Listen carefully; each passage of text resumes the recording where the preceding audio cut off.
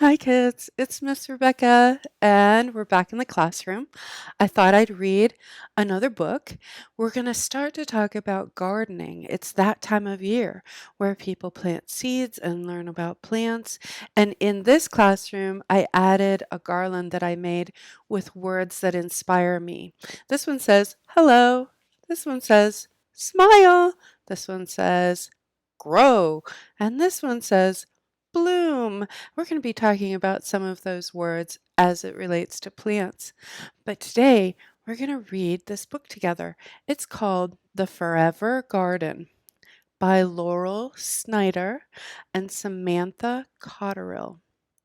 On the front cover, you can see a woman who's got her gardening hat on, and she has her trowel for putting plants in. And look at this. She has a raised garden bed. And here is her friend. And look at her friend's elbows and feet. They're all muddy. Okay, let's see what happens. The Forever Garden. In sunshine and shower, in darkness and wind, Honey tends her garden. Honey's knees are always muddy. Who do you think Honey is? Do you think it's the chicken? The cat? I bet it's this woman here. Yeah. Sometimes when it's cold outside, she tucks her garden in. Shh. She's putting blankets over the plants so that they don't get hurt in the cold weather. When the lettuces are small and new, Honey thins them. Her scissors say snick, and the peas climb up. Honey pulls her beets from the ground with a shout that scares the chickens. Ha!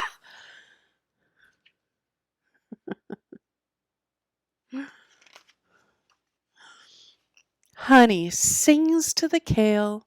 She says it sings back, but I can't hear it, not even when I listen close. I see the look on her face. She's trying very hard to listen. I can tell. Do you sing to your plants? I hang on the fence in the mornings. Honey feeds me tiny carrots washed under the pump. Yellow tomatoes the size of marbles. They taste like sunshine. When it rains, I watch from the window.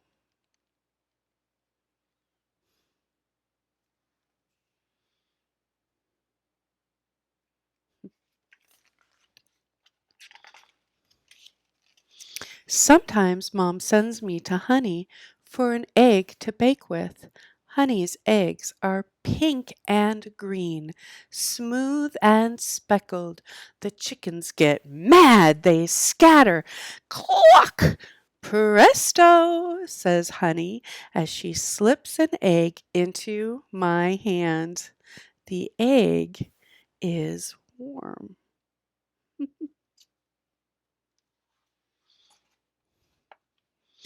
Each Friday night, I ask Honey to dinner. She brings bouquets of funny things: squash blossoms, rosemary, raspberry, on a prickle branch. Nothing matches, but everything fits, and the table smells like a meadow.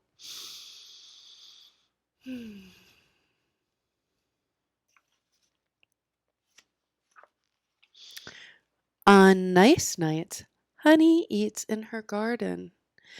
Beans and salad, a jug of water from the pump, tinkling cold. When the fireflies come out, I go over for dessert. Honey always has a cookie. I have two or three.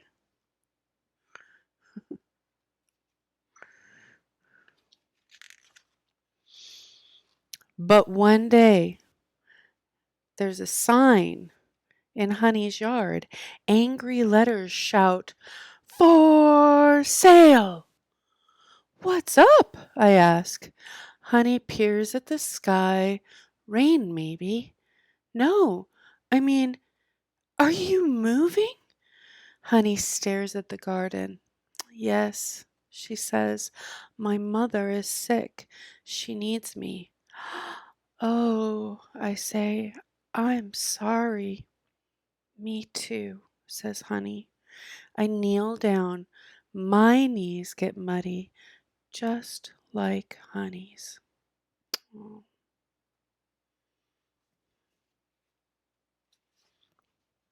The next day, I lie under the sunflowers and watch Honey plant strawberries. "You know, there might be wasps where you're moving to," I warn her. "Or tornadoes." Honey turns to me and smiles. "I'll miss you too," she says, and I touch a strawberry leaf, dark and glossy. It trembles. We walk to the porch for a cool glass of water. "When will the berries be ready?" I ask. "Next summer," says Honey, "but then you won't be here to eat them." Honey takes off her gloves. "Nope," she says, "but somebody will." "That's not fair," I say. "It's your garden." "This garden isn't really mine," says Honey. "It belongs to everyone." Honey shrugs. "But you do all the work," I say. Honey shakes her head. "I didn't plant the grapes. I only ate them." "Then who did?" "No way to know. But that's just fine. The new folks will enjoy these strawberries the way I enjoyed the grapes. And if they add something, the garden will keep going. Maybe forever."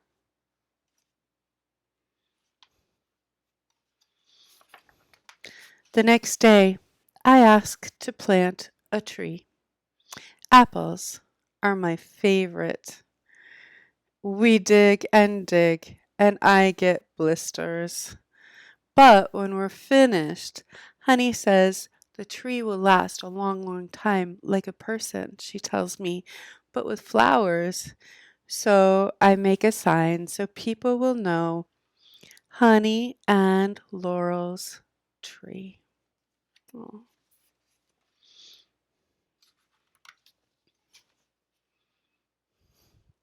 There are no actual words on this page, but you can see what's happening.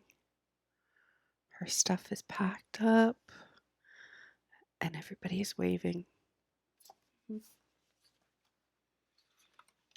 After that, Mom has to remember to buy her eggs at the store. They aren't speckled at all, and nobody eats in the garden.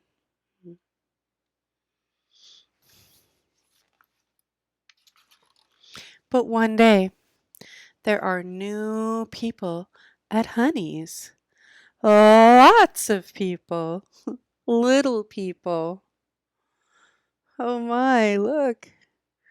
It's a family. That's fun.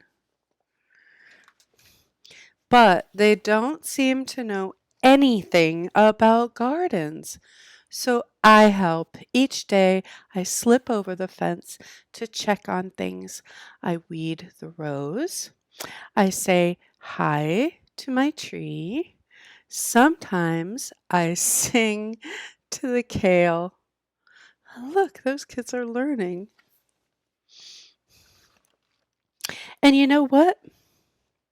When the world is very quiet, I close my eyes. I can almost hear it singing back. And there's a picture of her and Honey. The end. Bye. I'll see you soon.